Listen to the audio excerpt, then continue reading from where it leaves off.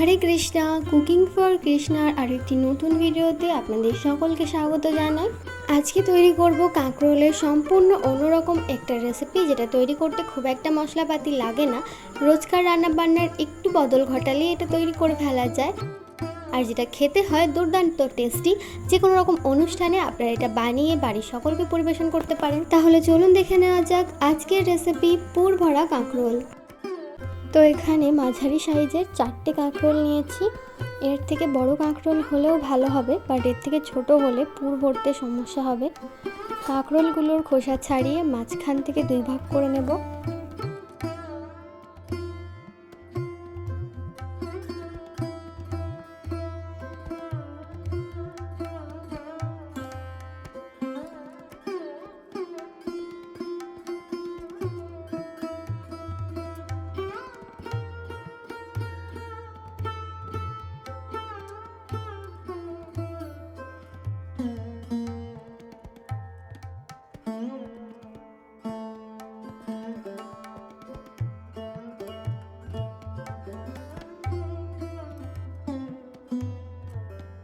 এবার প্রেসার কুকারে অল্প কিছুটা জল দিয়ে একটা আলু আর কাঁকরোলের পিসগুলো দিয়ে সেদ্ধ করে নেব।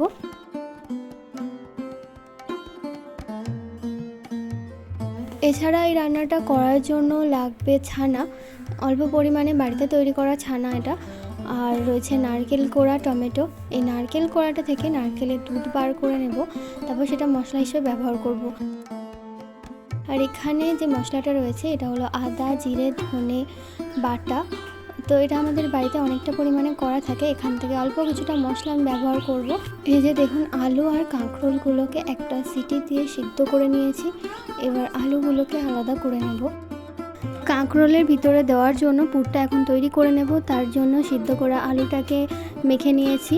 ওর মধ্যে ছানা, নুন, চিনি, পরিমাণ মতো হলুদ গুঁড়ো দিয়ে খুব ভালো মতো পুরটাকে মেখে নেব।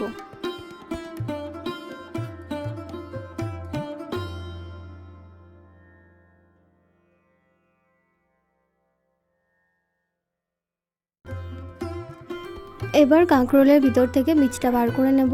প্রথমে একটা চামচ দিয়ে করলাম, সেখানে বেশিরভাগ শাঁসটাই বেরিয়ে গেল, তাই পরে একটা ছুরির সাহায্যে আস্তে আস্তে বীজগুলো বার করে নিচ্ছি।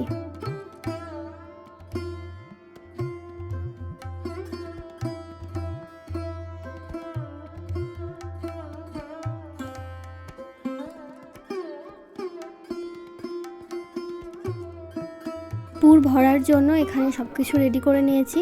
একটা বাটির মধ্যে ময়দার গোলা নিয়েছি, শুকনো ময়দা রেখেছি, আর একটায় বীজ ছাড়ানো কাঁকরোল, আর এইদিকে পুরটা রেখে দিয়েছি। এখানে ময়দার গোলার পরিবর্তে কর্নফ্লাওয়ারের গুঁড়ো ব্যবহার করা যেতে পারে। তো এবার একে একে সবকটা কাঁকরোলের মধ্যে পুরটা ঠেসে ঠেসে ভরে নেব।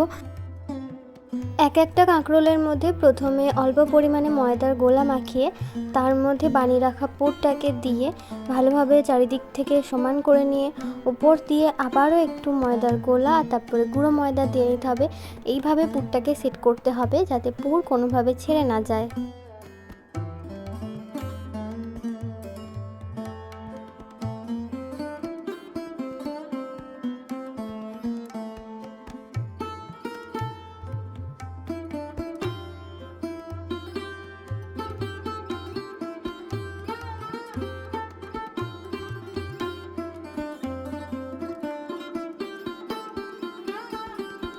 এই তো সবকটা কাঁকরোলে আমি পুর ভরে নিয়েছি। এবার কড়াইতে সর্ষের তেল গরম করে কাঁকরোলগুলো একে একে ভেজে নেব। একবারে সবগুলো দেব না, তাহলে আবার উল্টানোর সময় ভেঙে যেতে পারে। দুই ব্যাচে আমি কাঁকরোলগুলোকে ভাজবো।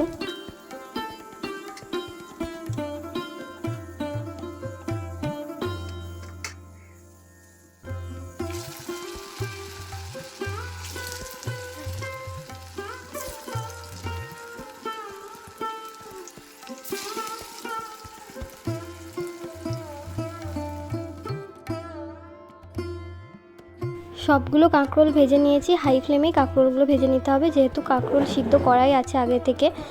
আর উপর থেকে গুঁড়ো ময়দা দেওয়ার জন্য তেলটা এরকম কালো হয়ে গেছে।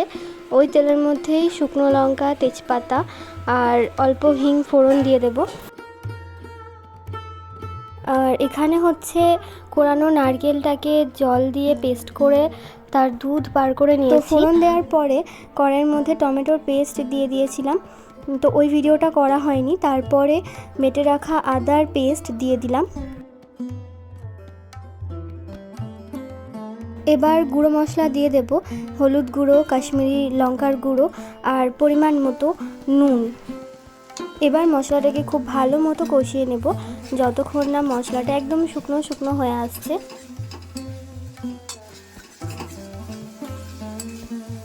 এই সময় আমি একটু চিনি আর আবার একটু জল দিয়ে মশলাটাকে খুব ভালো করে কষিয়ে নেব।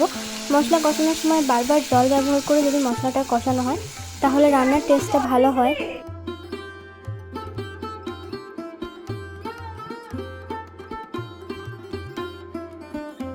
তো মশলাটা খুব ভালোভাবে যখন কষানো হয়ে যাবে তখন বানিয়ে রাখা নারকেলের দুধটা দিয়ে দেব। আর নারকেলের দুধ দেওয়ার পর কিন্তু বেশিক্ষণ রান্না করা যাবে না, খুব তাড়াতাড়ি আমি বানিয়ে রাখা কাঁকরোলগুলো এর মধ্যে দিয়ে দেব।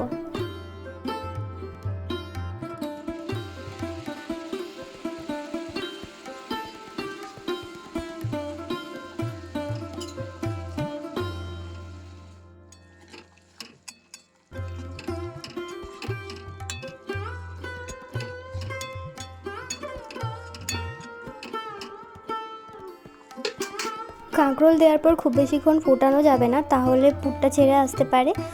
অল্প কিছুক্ষণ ফুটিয়ে নিয়ে উপর থেকে গরম মশলা আর ঘি ছড়িয়ে গ্যাস অফ করে দিয়েছি। এই তো পুর ভরা কাঁকরোল আমি তুলসী পত্র দিয়ে ভগবানকে ভোগ নিবেদন করেছি।